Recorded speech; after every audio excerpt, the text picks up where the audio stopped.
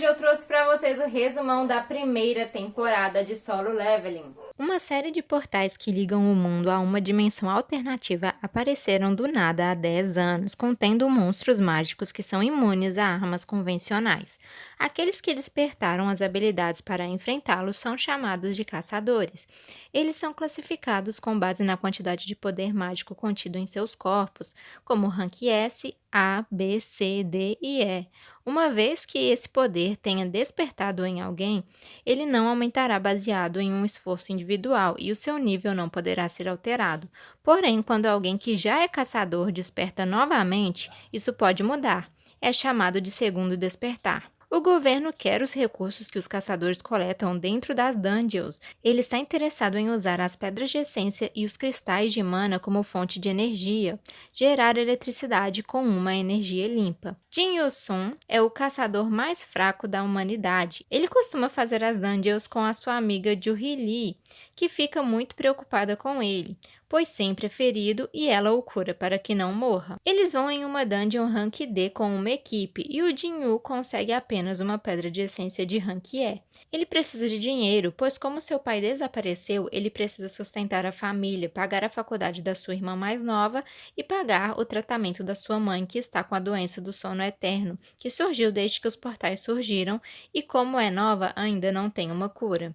Após terminar essa dungeon, ela não fecha e eles percebem uma passagem aberta e decidem ir averiguar. Mesmo que, segundo o protocolo, eles precisem aguardar ordens da Associação de Caçadores quando uma coisa inesperada acontece. Após muito andarem, eles encontram uma segunda dungeon com uma sala cheia de estátuas e um círculo mágico no chão. Eles leem as escrituras e a porta se fecha. Um deles tenta sair e é morto por uma estátua.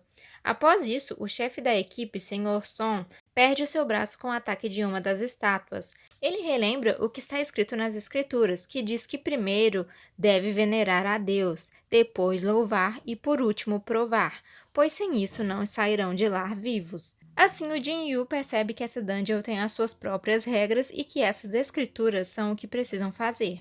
Todos veneram a Deus e a estátua muda. Jin-Yu diz que precisam louvar agora. Um deles tenta rezando, mas é morto. Jin-Yu percebe que tem algumas estátuas com instrumentos e começam a ir na frente delas, que só pode ter uma pessoa em cada. Jin-Yu deixa a Ju-Hee na sua estátua e vai em outra, mas é atacado antes de chegar até lá e perde a sua perna. Assim aparece um altar, que é o terceiro mandamento. Jin-Yu diz que é necessário oferecer um sacrifício. O Som vai até lá, mas na hora que ele chega, uma chama se acende. Então o Jin-Yu pede para todos irem até lá para ter uma chama para cada um deles. Ele percebe que se eles falharem, aquela estátua vai para o mundo deles, pois os chefões das dungeons precisam ser derrotados dentro do tempo dos portais, para não atravessarem para o mundo deles, que são as Dungeons Break. Após as chamas acenderem, a porta se abre, mas as estátuas começam a ir até eles. O Jin-Yu percebe que tem chamas azuis que estão se apagando aos poucos. Eles precisam ficar olhando para as estátuas para elas não se moverem, pois quando o tempo acabar e todas as chamas azuis tiverem se apagado, eles devem poder sair. Mas alguns ficam com medo e começam a sair pela porta, que começa a se fechar aos poucos com cada um que sai. Com isso, fica com muitos pontos cegos para olhar para as estátuas que começam a se mover. O Som acredita que as portas não irão fechar enquanto estiver com um deles lá dentro, e pede para o Jin-Yu e a Ju-Hee saírem, mas ela perde a força nas pernas, e como o Jin-Yu só está com uma perna, ele pede para o Som levar ela e fica para trás. As estátuas batem nele e quando recebe o golpe final, aparece uma mensagem em sua frente que ele foi qualificado para ser um jogador. E seu coração vai parar em poucos segundos se ele não aceitar, então ele aceita. Além disso, ele recebe recompensas de saúde, longevidade, regeneração e imunidade a condições tóxicas e estranhas por essa dungeon. Ele acorda no hospital após 3 dias e recebe a visita de 2 membros da Associação de Caçadores, o Khan e o Jin-Chu, que tinham ido inspecionar a dungeon, mas quando chegaram lá nela não tinha nada, somente o Jin-Yu desmaiado. Eles acreditam que ele tenha recebido um segundo despertar, então eles medem o nível dele, porém continua constando como rank E. Após saírem, o Jin-Yu percebe que o painel de mensagens continua aparecendo para ele e só ele vê. ele recebe missões do sistema que dará suporte ao jogador. Caso ele não realize as missões do sistema, ele sofrerá penalidades. A sua primeira missão diária é de preparo físico, mas ele não realiza e sofre a penalidade, onde precisa sobreviver no deserto de monstros. Ao finalizar, ele recebe pontos para distribuir em habilidades. Após isso, ele entra em uma dungeon iminente e enfrenta alguns monstros, sobe de nível e, ao invés de ganhar uma pedra de essência, ele ganha itens. Os monstros aparecem em cores que medem a sua dificuldade conforme a força do jogador. Brancos são os fracos, laranja, o mesmo nível, e o vermelho são os mais fortes. No dia seguinte, o Jin Yu precisa de dinheiro para pagar o seu aluguel, então ele acha uma equipe para fazer uma dungeon rank C. Porém, o líder da equipe, Dong Suk-hwan, diz que ele não participará da divisão final do valor dropado na dungeon, pois por ele ser rank E, ele não vai lutar, vai apenas carregar os seus equipamentos. Então, ele só receberá o valor para participar, pois eles precisam de um número mínimo de pessoas para ir para a dungeon. Na equipe, o Jin Yu conhece o Jin Ho, rank D, que também foi chamado para preencher a cota. Ele utiliza um equipamento e espadas super caros, que ganhou do seu pai, mas não tem habilidade nenhuma em combate, pois essa é a sua primeira dungeon. Ele se oferece para ajudar o Jin Yu e protegê-lo. Durante a dungeon, o Jin Yu fica com um mau pressentimento sobre a equipe e alerta o Jin Ho. Eles acham cristais de mana para minerar e o Jin Ho diz que o valor deve ser dividido para o Jin Yu também, por não ser algo dropado. O Dong Suk-hwan concorda, mas diz que precisam extrair antes de derrotar o chefão para dar tempo de pegar antes do portal fechar, mas diz que esqueceram os equipamentos lá fora e deixa o Jin Yu e o Jin Ho sozinhos na câmera do chefe e selam ela para que o chefe mate eles.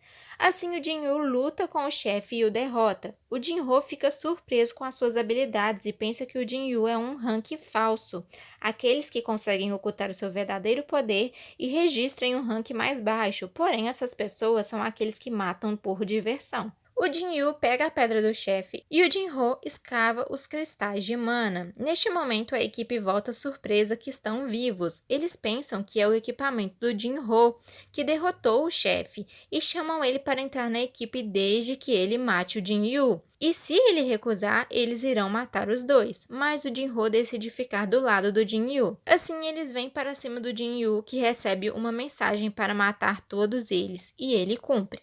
Ele recebe uma habilidade de intenção assassina por isso. Acontece que o Dong Suk-hwan é o irmão do Dong Su-hwan, rank S de uma guilda em outro país, muito temido. Quando ele fica sabendo da notícia, ele diz que irá atrás dos dois sobreviventes para vingar o seu irmão, pois acredita que foram eles que o matou. Após isso, o Jin Ho se encontra com o Jin Yu e pede para ele ir em 19 dungeons com ele, pois ele quer se tornar um mestre de guildas e a condição para isso é ter experiência em 20 no mínimo. Ele diz que o seu pai quer criar uma guilda da sua construtora Yojin, pois a maioria dos recursos coletados nas dungeons vão para as guildas, que estão enriquecendo muito com isso, principalmente as 5 maiores, que é a Hunter, a Tigre Branco, a Ceifador, a Guilda da Fama e a Guilda dos Cavaleiros. Por isso, seu pai quer estabelecer a sua própria guilda. A guilda vai funcionar como uma empresa e um rank S será o mestre da guilda e o irmão do Jin Ho será o vice. Só tem 9 ranks S em todo o país, mas um deles se aposentou do nada, então eles querem atrair ele. Só que o irmão do Jin Ho não é um caçador, então ele não deveria ser mestre, e por isso Jin Ho quer a experiência necessária para brigar com seu irmão. O Jin Yu não aceita de início a proposta.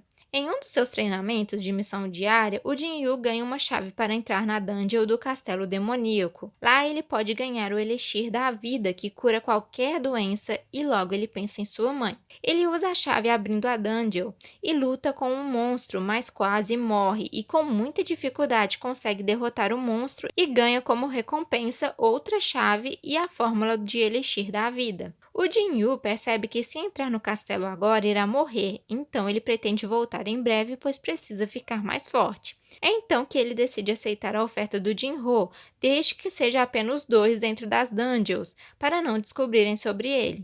Após isso, Jin Yu vê uma missão Rank D e decide ir até lá. Ele encontra com a sua amiga, Ju Hee, Além deles, também vão 3 prisioneiros caçadores que estão fazendo isso para reduzir a sua sentença, o caçador Rank B. Khan, inspetor da Associação de Caçadores, que vai lidar com os 3 prisioneiros caso eles tentem algo, o Senhor Son e 2 antigos membros da equipe que estava com eles na dungeon secreta. Lá dentro, eles se dividem em equipes pegando caminhos distintos. O Khan foi contratado para matar os 3 prisioneiros pelo pai da garota que eles abusaram e após isso ela se matou e a sua esposa ficou internada pelo trauma. Assim, ele os mata no túnel, mas 2 membros da equipe aparecem e vê o que ele fez. Então o Khan os ataca, atingindo pontos não vitais para que eles sofressem antes de morrer. Quando o Jin-Yu, o Son e a Ju-Hee chegam, um deles que ainda está vivo pede perdão por fugir da dungeon secreta e então ele morre. O Khan luta com o Son. Após isso, o Jin-Yu protege o Son e derrota o Khan. Antes de morrer, o Khan diz que quanto mais forte o Jin-Yu ficar, mais sombrios serão os lugares que ele vai chegar e precisa tomar cuidado, pois se ele olhar para o abismo pode olhar ele de volta. Assim, o Jin-Yu percebe que à medida que ele fica mais forte, mais ele sente alguma coisa dentro dele se quebrando. Ele ganha a habilidade da furtividade e termina a dungeon. A notícia chega para a Associação de Caçadores e o Jin-Chul fica surpreso que o Khan cometia assassinatos escondidos, sendo membro da associação. Ele pede desculpa pelo que o Khan fez e pergunta quem que foi que o matou. O Son diz que foi ele, para não descobrirem nada sobre o Jin-Yu, pois ele sabe que ele tem os seus motivos para esconder o seu poder. Antes de ir embora, o Jin-Chul alerta Jin-Yu para tomar cuidado com o Dong Su-Huan, que virá atrás deles. Assim, o Jin-Yu percebe que isso é mais um motivo para ele ficar forte. Após isso, a Ju-Hee conversa com o Jin-Yu e diz que vai se aposentar. No dia seguinte, o Jin-Yu se encontra com o Jin-Ho para começarem as suas dungeons e encontra várias pessoas que o Jin-Ho pagou para completar a cota. Mas eles não vão entrar na dungeon e os seus contratos têm estabelecido que eles não podem contar para ninguém. Todos ficam surpresos por os dois completarem rápido as dungeons. O Jin-Yu consegue mais habilidades novas nas dungeons e chega no nível que pode trocar de classe em uma missão. Enquanto isso, o Sun In-an, diretor da Guilda Tigre Branco, descobre que a equipe do Jin-Ho está pagando um valor muito alto para pegar os portais de Rank C. Ele suspeita que o Jin-Yu teve um segundo despertar por estar presente em vários incidentes que saiu vivo. Então ele faz uma proposta de pagar o dobro que a construtora Yojin está pagando para ele para se juntar a eles. O Jin-Yu quer 50 bilhões, mas o An não tem autonomia para fazer uma proposta desse nível e pede desculpa por ter espionado ele. O Jin-Yu não quer que as pessoas fiquem sabendo dele, ou então ele irá atrás do An. Ele propõe um acordo de vender 3 portais de Rank C em troca de 600 milhões e o An topa. Após isso, o An descobre que o Jin-Yu passou a perna nele, cobrando alto por portais que estavam em áreas com vários outros mais baratos. Então ele recebe uma mensagem do Jin-Yu dizendo que irá esquecer que ele o espionou e que agora eles estão quites. Após isso, o Jin-Yu entra na dungeon de alteração de classe. Lá ele enfrenta vários cavaleiros até encontrar o cavaleiro comandante Igris. Ele vence e ganha algumas recompensas, uma bolsa com 1.500.000 de ouros, o mesmo elmo do Igris de Rank S, uma pedra única Toque do Dominador e uma pedra de teleporte instantâneo. Após isso, ele enfrenta vários cavaleiros que estão sendo invocados por magos e derrota os magos. Então aparece uma mensagem dizendo que a sua nova classe será necromante e ele aceita. Ele precisa escolher uma palavra de comando para usar com seu exército das sombras e ele escolhe Erga-se. Ele só pode extrair e armazenar um certo número de sombras, então ele pega o cavaleiro Igris. Enquanto isso, o diretor da Associação de Caçadores, Gun-Hee, autoriza uma missão na ilha Jeju, no comando de John Win. Chegando lá, o John diz que os monstros estão evoluindo. Se esse resumão te ajudou, não se esquece, é claro, de se inscrever aqui no canal. Também deixe seu like para ajudar a divulgar este conteúdo para mais pessoas. E agora nós já estamos prontinhos para a próxima temporada. Então é isso, galera. Tchauzinho!